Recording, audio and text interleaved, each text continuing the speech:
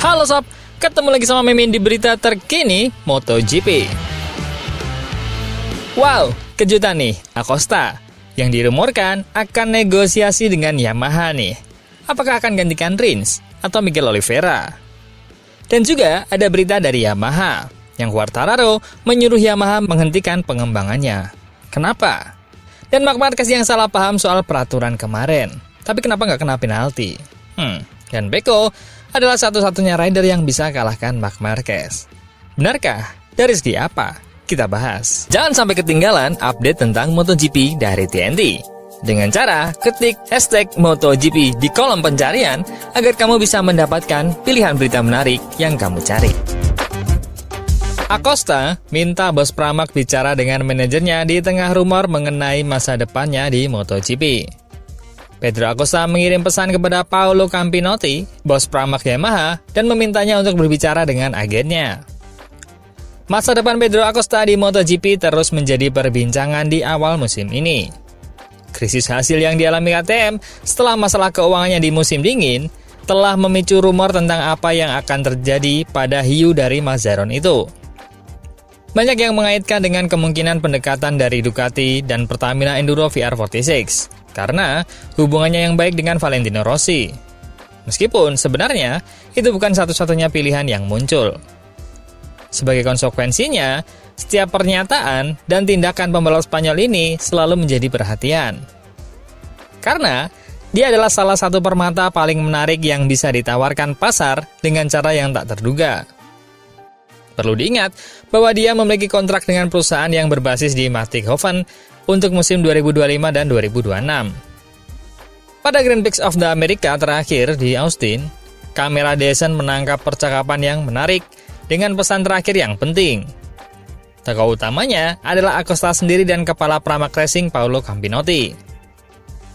Seperti yang bisa Anda lihat di video di atas, pria Italia dan Spanyol ini bertemu di pedok sirkuit Austin dan berpelukan. Keduanya mulai berbicara, dan Campinotti bertanya, "Apakah semuanya baik-baik saja?"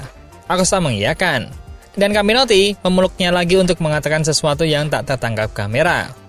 Setelah itu, Campinotti bertanya, "Anda tahu bukan?" Acosta menjawab dengan tegas, dan sebelum lawan bicaranya dapat menyelesaikan kalimat berikutnya, dia tertawa. Berbicaralah dengan Albert Valera. Pernyataan terakhir dari bakat muda De Mazzaron ini merujuk pada Albert Valera, manajernya, dan juga yang mengelola para rider lain di kelas utama seperti Jorge Martin.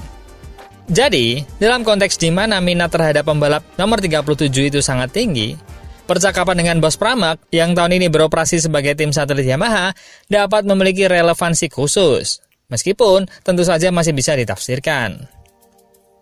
Mengenai masa depannya, Acosta selalu mengatakan bahwa dia akan tetap setia pada KTM. Namun, pembalap Spanyol berusia 20 tahun itu tidak merahasiakan masalah yang dialami pabrikan Austria itu. Dan telah menjelaskan di kota bahwa tes Jerez setelah Grand Prix Spanyol 28 April nanti akan menjadi hari penting bagi merek di musim 2025 ini.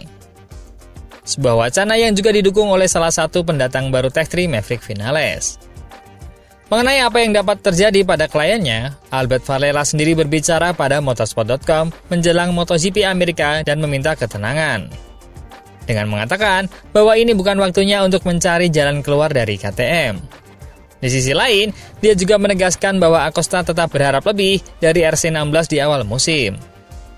Jelas, Pedro berharap lebih dari KTM di awal musim. Seperti pembalap lain di tim ini, kami harus tenang. Tetap tenang dan menunggu balapan berikutnya. Balapan pertama di Eropa, dan dari sana kami bisa membuat penilaian, kata manajer Acosta. Mungkin di Austin atau Qatar, Pedro akan menjalani balapan yang hebat dan persepsi akan berubah. Jadi, biarkan waktu berlalu. Tahun ini sangat panjang dan ini baru saja dimulai. Saya rasa ini belum waktunya untuk mulai memikirkan rute keluar dari manapun.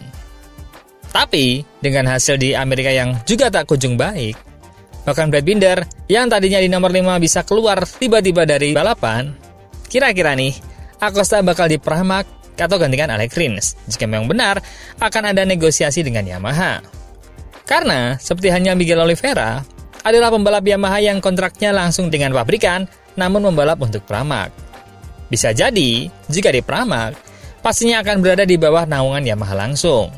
Atau malahan menggantikan Alex Rins yang sejauh ini performanya tak kunjung memuaskan. Menurut teman-teman, gimana?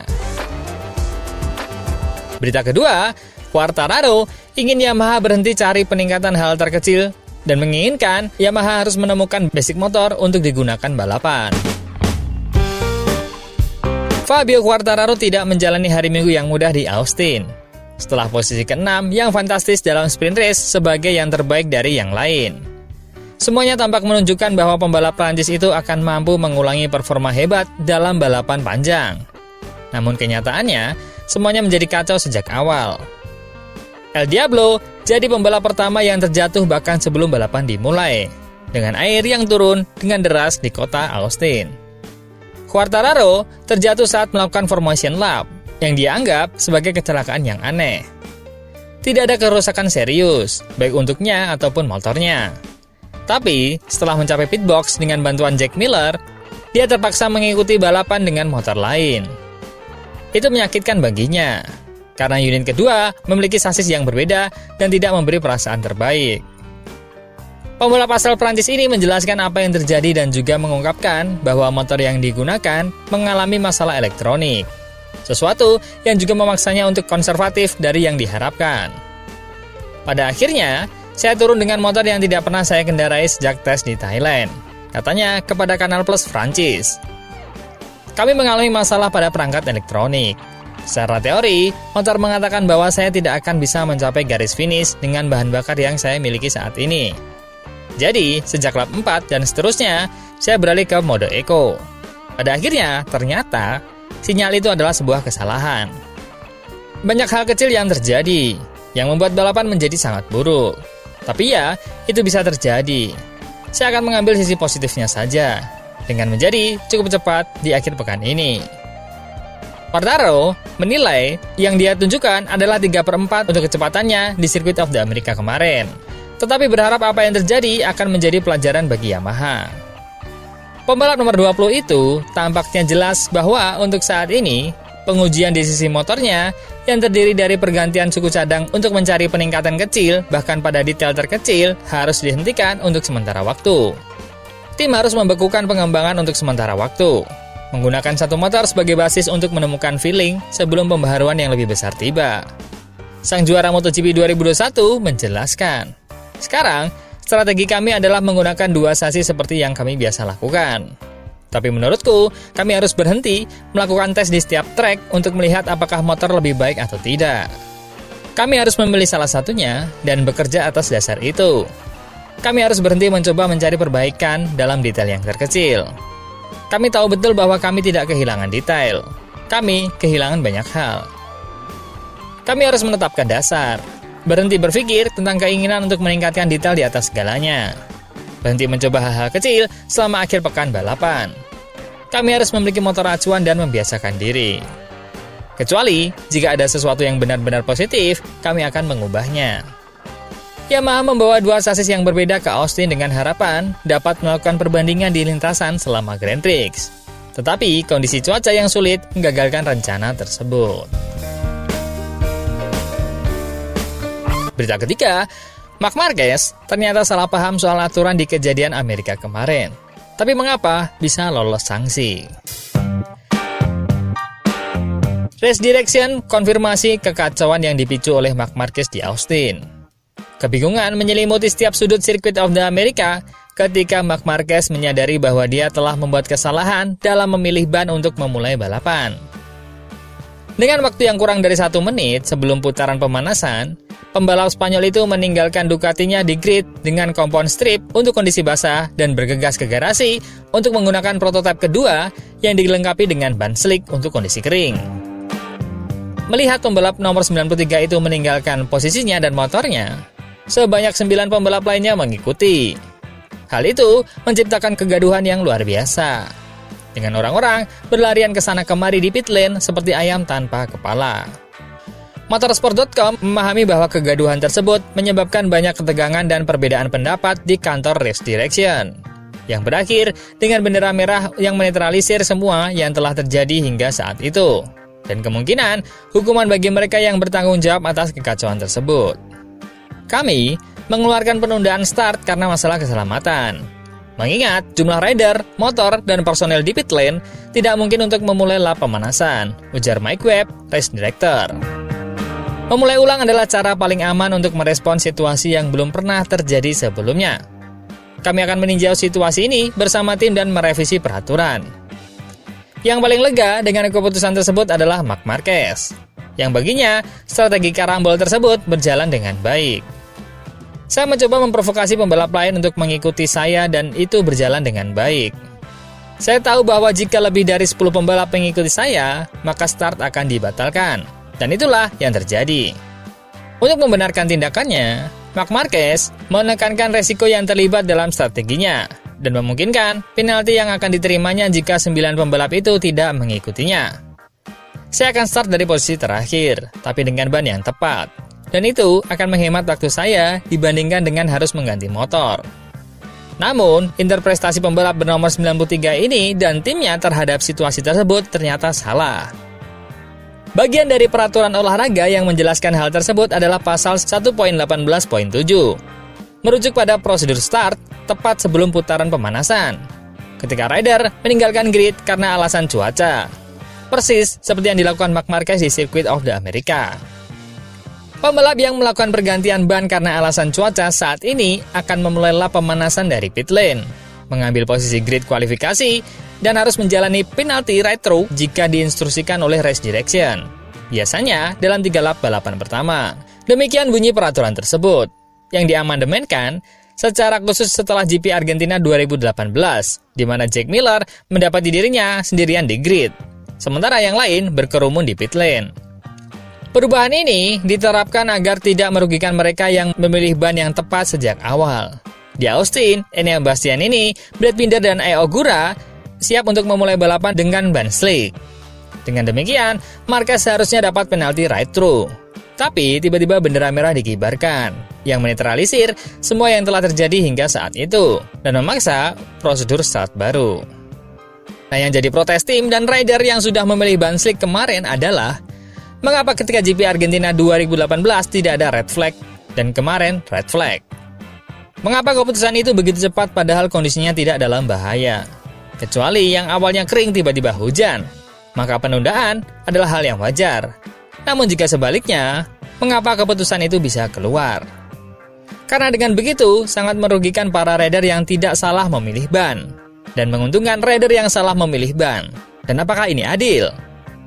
Tapi dengan alasan inilah, aturan itu akan kembali ditinjau race direction. Dan juga masih dari Ducati, Pecco Bagnaia menjadi tandem pertama Marc Marquez yang raih kemenangan setelah 8 tahun. Pecco Bagnaia menjadi rekan tim pertama Marc Marquez yang berhasil memenangi balapan dalam 8 tahun terakhir di MotoGP Amerika, dan Ducati menyamai rekor MV Agusta. Setelah penampilan yang kuat sepanjang akhir pekan, termasuk kemenangan di sprint, setelah menghindari kekacauan di awal dengan strategi yang berjalan baik, juara dunia 8 kali ini dengan nyaman berada di jalur yang tepat untuk finish terdepan pada balapan panjang minggu di Austin. Namun, di tengah balapan, sang juara dunia 8 kali asal Spanyol itu mengalami nasib yang sama seperti 2019 dan 2024. Dia terjatuh saat memimpin, kehilangan 25 poin, dan pemuncak klasemen jatuh ke tangan saudaranya Alex Marquez. Namun, Bagnaia yang paling diuntungkan dari insiden tersebut. Juara MotoGP 2022 dan 2023 ini akhirnya naik ke posisi pertama, menunjukkan peningkatan luar biasa selama akhir pekan di Texas, dan memanfaatkan kesulitan untuk bergabung kembali dalam perebutan gelar dan hanya 12 poin di belakang pemimpin klasemen, yaitu Alex Marquez. Kemenangan tersebut merupakan yang pertama bagi pembalap kelahiran Turin di musim 2025 ini, setelah kekecewaannya di Thailand dan Argentina. Tak hanya memutus tren positif Marc Marquez di musim ini, Pecco juga menghentikan rekor impresif musuh bebuyutan mentornya itu, sesuatu yang bisa dia banggakan. Sudah hampir 8 tahun rekan tim Marc Marquez tak pernah memenangkan balapan saat berbagi garasi dengannya.